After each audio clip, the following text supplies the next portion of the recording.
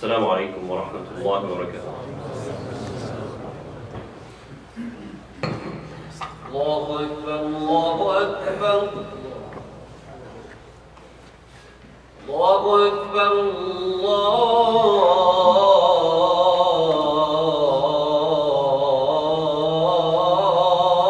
الله أكبر. أشهد أن لا إله إلا الله.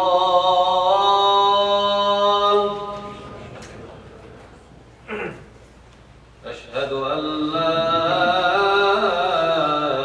إله إلا الله. أشهد أن محمدا رسول الله.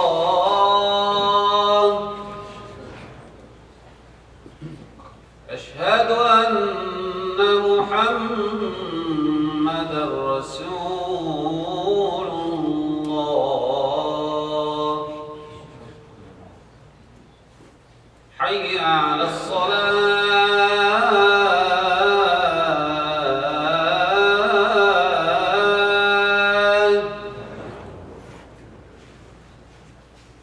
حي على الصلاة.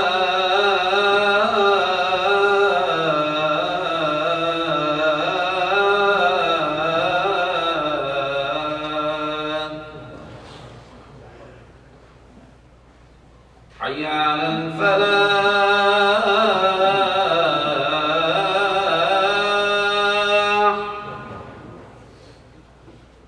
حي على الفلاح.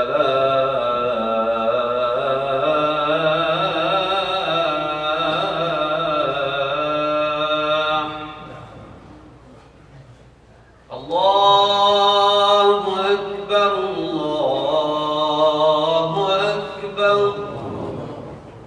لا إله إلا الله.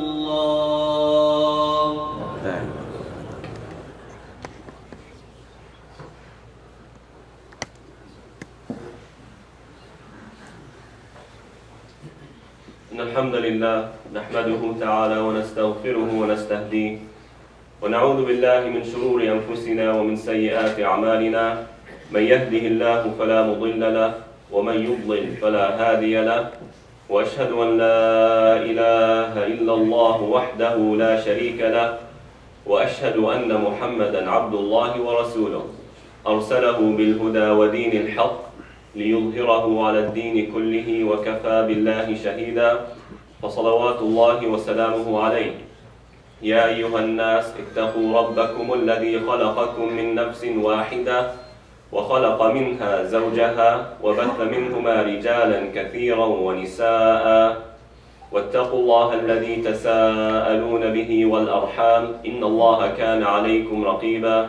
يا أيها الذين آمنوا اتقوا الله وقولوا قولا سديدا يصلح لكم أعمالكم ويغفر لكم ذنوبكم ومن يطع الله ورسوله فقد فاز فوزا عظيما. أما بعد. The other day I prayed Asr in my house with my wife, and as I was making the dhikr after prayer, my eyes happened to land on the calendar of Ramadan that was posted on our refrigerator. And my wife likes to mark off the days that have gone by. So when I was looking, it was around 10th or the 11th of Ramadan. And I said, Alhamdulillah, Alameen, we're almost halfway through. Right? We're almost halfway through. And as I was sitting there, I said, SubhanAllah, why are we always in a hurry? Ramadan is a blessed month. It's a month of joy. It's a month where we gather together. We see new faces. We meet new people. Those who don't have the ability to visit the masjid as much, they take effort to put it upon themselves to come for Taraweeh, to enjoy the worships that Allah subhanahu wa ta'ala provides us in the PM, which is coming up, inshallah. Why is it that we are such in a hurry to finish Ramadan, even though we have all of these blessings? And in reality, this is the nature of human beings. وَكَانَ الْإِنسَانُ عَجُولًا. Right? Mankind are very hasty. They just want to get things done. This is how we are, subhanAllah. When we start the school year, we want it to end. It's August. Can we please move forward, please? Brothers and sisters, mashallah, today there's much more people, and so that probably has to do with school being over. We're glad to see the youth coming back. Right? So it's August, the beginning of the school year, and we're thinking about May or June, when it's going to be over. We start college, we're thinking about how we're freshmen, oh, I can't wait till I'm a senior. We start our job, we can't wait for our paycheck. We get our paycheck, we can't wait for the next one. We can't wait for our promotion. That's how we are, subhanAllah. It's our nature. When we start work, we're in traffic, we can't wait till we get to our office. We just want to get out of this traffic. We're in our office, we can't wait till the workday's done. We finish our workday, we're in traffic going back home, we can't wait till we get home. This is how we are, subhanAllah. We don't take the time to actually stop and reflect what we're doing. So today, in this khutbah, I want to talk about how to cherish Ramadan, at least the rest of it. And there are two things which Allah subhanahu wa ta'ala guides us and tells us the purpose of Ramadan. You all know it. Number one, taqwa, piety, and number two, gratitude. These are the wisdoms behind Ramadan, as the verses in Surah Al-Baqarah, which speak about the prescription of Ramadan, conclude. Ramadan is for taqwa and it's for gratitude. So how can we use these two things to cherish Ramadan, to get the most out of Ramadan, to feel that joy of Ramadan? So number one, taqwa. Now every one of us has a throne. Each and every one of us, without exception, every human being has a throne. And that throne is in their heart. And we all know what a throne is. It's the representation of a kingdom. The king, the highest figure, sits on it. Every human being has a throne. You choose what you want to put on it. It's not dictated for you. You choose. Right? So when we fast, what are we doing? Ask yourself, when you fast, what are you doing? What's the statement you are making? We all know we don't eat, we abstain from food and drink for many hours, but what are you really saying? What's the statement? Food and drink is the necessity which we live off of. It's a need, it's a desire. We love eating. We can't wait till we go home and find that food ready, or we go to the restaurant with our friends, we take our family out, whatever you enjoy. We can't wait, we choose what we feel like. What do you feel like today? What do we want to eat? That's what you choose. This is your number one desire. Food, drink, because you need it to live.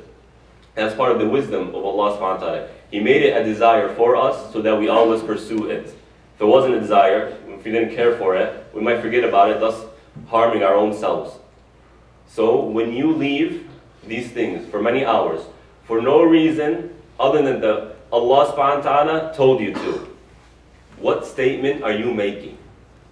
You are saying, oh Allah, you told me to do this. You are on the throne of my heart. You control my heart. You are what fills my heart with love. You are in control. That's the statement you are making. So Ramadan gets you closer to Allah subhanahu wa ta'ala if you understand it and recognize this meaning. When you leave that, no one's looking, no one sees you, no one hears you other than Allah subhanahu wa ta'ala, and it's hot, you're at work, you're tired, you do it, no one will see you. You can go home, they will never suspect. No one will ever suspect. But you know, Allah subhanahu wa ta'ala knows. What statements are you making to Allah subhanahu wa ta'ala? You are telling Him, you are on my throne. You are on my heart. You occupy my heart. And the heart is the organ which Allah subhanahu wa ta'ala loves most. He chose it between all your organs for Himself. Love is Ramadan. Love is fasting. That's why we do it. So recognize the rest of Ramadan, why you fast, the statement you are making to Allah subhanahu wa ta'ala, and how you are making Allah the one on your throne, the one on your heart. And number two, through gratitude. Now, the Prophet ﷺ says a statement, the hadith, all of us know it, that lying leads to indecency. إِنَّ الْكَذِبْ يَهْدِي لِلْفُجُورِ. And indecency leads to disbelief. and that a person will continue to lie until Allah subhanahu wa ta'ala writes him down. He puts a stamp on him, on his folder, his documentation is stamped that he is a liar. He or she is a liar. On the opposite end, a person, truthfulness, honesty leads to piety, and piety leads to paradise. And someone will continue to be honest. He puts effort in being honest and truthful until Allah subhanahu wa ta'ala puts a seal on his document that that person is a truthful person. What happens is, the scholars describe why lying takes a person to hellfire. What happens? Why is it that big of a deal if lying? So is it that bad that it takes a person to hellfire? Look at this explanation. When you lie, what are you doing? When you lie, you change reality. You take something, for example, this book. It's a green book. You want to change it to blue without physically changing it. You're changing a reality, right? And in order to do that, you need to do it through words. Obviously, you're not physically changing it. You want to convince someone it's blue, you do it through words. And in order to do it through words, you need to mentally prepare yourself to eloquently speak and change that person's mind. To change their vision from something that's reality, something a given, to something that is unreal. That takes effort. And it takes a mental process. So when someone continuously lies and lies and lies, by changing the realities, right, what happens to his mind? His mind starts changing. What's real becomes not real. And what's not real becomes real. Because he has become so strong in changing the realities that his mind is now affected by it. He doesn't see reality as what it is. He sees truth, he sees the Quran, he sees the promises of Allah subhanahu wa ta'ala, the threats of Allah subhanahu wa ta'ala as unreal, as fake, as false. Whereas falsehood he sees as a reality. This is what happens. This is the mental process that happens. Likewise, when you have gratitude, when you are thankful of what you have, it's a mental process. You need to stop. You need to think, what is it that I have, this phone? What is it? What does it provide me? What did I have to do to earn it, to purchase it? What did Allah subhanahu wa ta'ala give me to be able to use this and understand it and benefit from it and actually purchase it? He gave me a mind. He gave me vision. He gave me a physical body, a body that's able to work and provide for itself. He gave me the ability to learn what I don't know. Right? This is what happens when you have thankfulness, when you're grateful to Allah subhanahu wa ta'ala. And this is what Ramadan wants to teach you. Whether it be being grateful for the food and the quality of life which Allah subhanahu wa ta'ala has given you, whether it be grateful for the acts of worship which you are now engaged in, indulged in throughout Ramadan, when you give charity, being thankful that Allah subhanahu wa ta'ala has provided you with an abundance of wealth so that you can now help others. And the hadith says the higher hand is more beloved than the lower hand. The one who gives is more beloved than the one who takes. Because now they are putting that extra effort. They worked hard and now they're giving that money for the sake of Allah subhanahu wa ta'ala. So Ramadan teaches us gratitude. In order to enjoy Ramadan, in order to benefit from it to its fullest, we need to sit and think of the blessings which Allah subhanahu wa ta'ala has given us in this month. When you visit your family, say, Alhamdulillah Rabbil Alameen, I have family around me. We are enjoying ourselves. Look at this table of food which Allah subhanahu wa ta'ala has offered us. And slowly, your mind, if you get used to that, your mind will now start seeing things for what it is. It'll cherish every little thing that you have. And when you cherish something, you love it. You love it. And love is the strongest emotion of the human being. And it's the emotion that makes us feel best. When we love our children, we look at them, we're happy. Right? You feel that love. Is there a better feeling than that? Seeing your child walk around, succeed, graduate. Congratulations to all those who graduated this semester. Right? This is what you are gaining when you are grateful, when you have gratitude. It gives you love. So piety, taqwa, gives you love, and gratitude gives you love of Allah subhanahu wa ta'ala. So Ramadan is teaching you how to love Allah subhanahu wa ta'ala, how to love Him through piety, and how to love Him through the blessings which He has given you. Likewise, gratitude teaches you submission. It teaches you submission, right? When you recognize the blessing which Allah subhanahu wa ta'ala gave you, that increases your love to Him. It makes you more enthusiastic in performing the acts of worship which Allah subhanahu wa ta'ala has prescribed for you. And love and worship is something which Allah subhanahu wa ta'ala has made it part of our fitrah, our natural desire.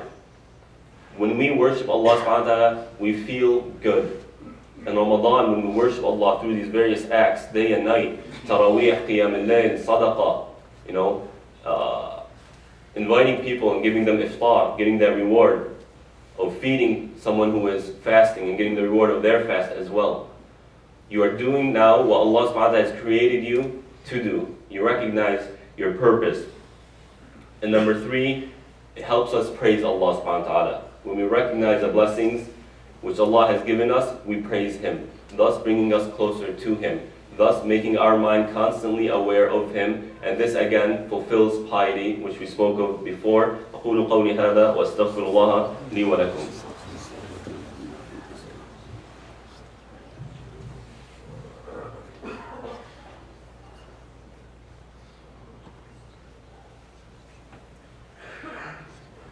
الحمد لله والصلاة والسلام على نبي الله وعلى آله وصحبه ومن والاه.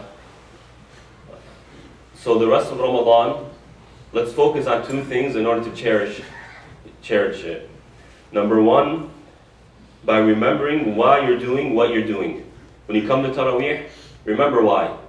You're coming here to worship Allah subhanahu wa ta'ala, to establish and strengthen your relationship with Allah. When you fast tomorrow and today, remember that now you are putting Allah subhanahu wa ta'ala on the throne of your heart. That you are telling Allah, you're making that statement that, Ya Allah, I love you more than I love my necessities. And by remembering who you're doing it for Allah subhanahu wa ta'ala. And number 2, by remembering the reward for the one who fasts, for the one who prays Taraweeh, for the one who gets up at night and prays Qiyam, for the one who gives charity. Remember the reward, because when you remember the reward, it encourages you to do more. We always look forward to our next paycheck, don't we? Human desire, very natural. So why don't we remember the paycheck Allah subhanahu wa ta'ala is going to give us on the Day of Judgment? When we now come and we're sitting here for Jum'ah, when you leave, remember that Allah subhanahu wa ta'ala has now written in your documents, in your folder, He was there for Jum'ah during Ramadan, His reward is this. That's His bonus. Remember the paycheck which Allah subhanahu wa ta'ala is going to give you on the Day of Judgment. We can use this model, the model of cherishing something through piety, through taqwa, and through gratitude for our own daily lives. It doesn't have to be just worship. Use this model to cherish life itself. Abu Bakr radiallahu anh has a very interesting statement. احرص على الموت توهب لك الحياة. Go after death, and you will be given life. Now this is very narrowly interpreted. It's understood in a very narrow sense, right? In that if you go for the sake of Allah subhanahu wa ta'ala in a military expedition back then, right? Not today, back then you're going after death. Allah subhanahu wa ta'ala rewards you by giving you a blessed life. It's more than that. I believe Abu Bakr meant more than that, because Abu Bakr wasn't someone who was constantly going out on expeditions. He was a political figure. He was someone who was always besides Muhammad sallallahu alaihi wasallam. Rather, what he's telling you, if your focus is on the next life, right, you're always thinking about death, your life will become more valuable to you. It becomes more valuable to you. Instead of thinking about tomorrow, you'll just think about today. Right? You'll think about the here and now, what you have. You'll enjoy it more. If you recognize the reality of death, you will have more enthusiasm in cherishing what you have now. Right? If you recognize death, remember responsibility for the next life, then you will remember piety and taqwa. You'll have that current enthusiasm to do and perform your responsibilities in this life. To gain piety, you become closer to Allah subhanahu wa ta'ala, because now you acknowledge and recognize and constantly remember that you are going back to Allah subhanahu wa ta'ala. It gives you piety. And it gives you gratitude as well. When you're constantly thinking that, okay, my time will come sooner or later. Reality is with death, not in this life. This life is temporary. Death is eternal. Or the next life is eternal, to put it in a better. You will cherish that which you have. You won't always keep looking at tomorrow. What's tomorrow? What's tomorrow? Tomorrow could be death. I'm not trying to be bleak here. I'm trying to help you cherish life, right? But if you put things in perspective and sit down and actually enjoy that which you have now, then you will feel and cherish life. You will gain and benefit from it to its fullest potential. We have a few announcements. OCIF is looking for volunteers to help pack 1,000 hygiene kits on Friday, June 16th. It's the upcoming Friday, right after Jumu'ah prayer at 2 p.m. Sign up on the spreadsheet outside or at the office or online. The spreadsheet is on the, I believe, the green table in the lobby, or you can go to the administration or email admin@ocif.org. Number 2, tonight is the high school Qiyam. We will start, inshallah, immediately after Taraweeh. Parents, if you can stop by with your children, just so that we can sign them in and make sure that everyone is here with the agreement of their parents. The program is for 18 and up. Again, we have the sign-in sheet. Suhoor will be served, so they don't have to worry about that. If they want to sleep, they're more than welcome to bring a blanket and a pillow, but I don't think they'll be sleeping. And it'll be supervised by myself, Brother Muhammad al-Sheikh, who's been taking care of the junior high students, Ahmed Mustafa, who's well known, Sister Noura, and Brother Omar al-Ashmawi. The youth workshop and halaqah every weekend between 4 and 6, Saturday for high school students and Sunday for middle school. Alhamdulillah, last week we started it went very well. We're doing it again. Saturday for high school, Sunday for junior high from 4 to 6. From 4 to 5, they will have a halaqah of a tafsir of a certain chapter.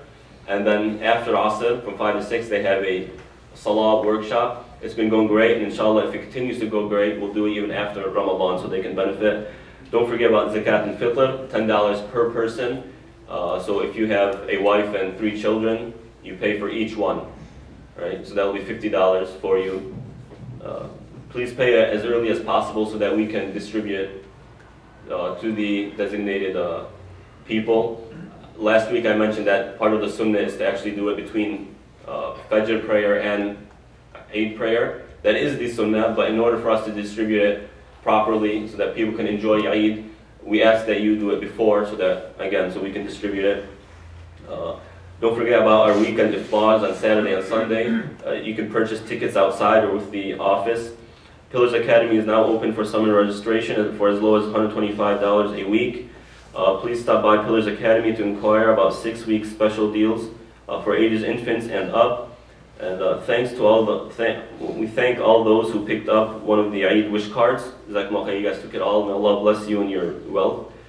Please make sure to return the gifts a week before Eid in order to have them delivered to the children. Again, those who have taken cards from the wish list outside, please ASAP give the masjid the gift so that we can give it to the people on Eid day or before that. If you can have a gift wrapped as well, that's a plus. We thank you for that.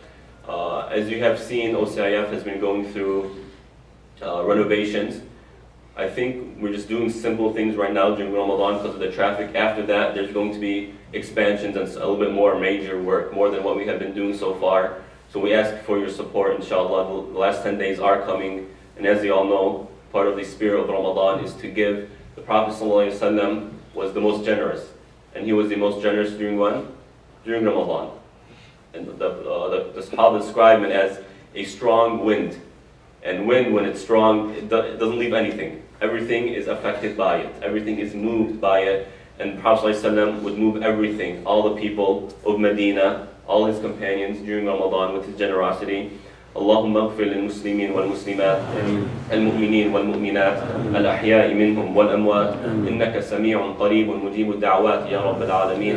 اللهم أصلح لنا ديننا الذي هو عصمة أمرنا، وأصلح لنا دنيانا التي فيها معاشنا، وأصلح لنا آخرتنا التي إليها معادنا، واجعل الحياة زيادة لنا في كل خير، واجعل الموت راحة لنا من كل شر.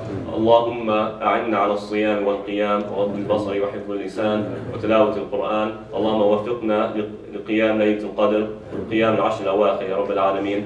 اللهم فرج عن المسلمين، اللهم فرج كروبهم، اللهم فرج عن أهل فلسطين وسوريا ومصر وأفغانستان واليمن وكل المسلمين يا رب العالمين. اللهم فرج عنهم.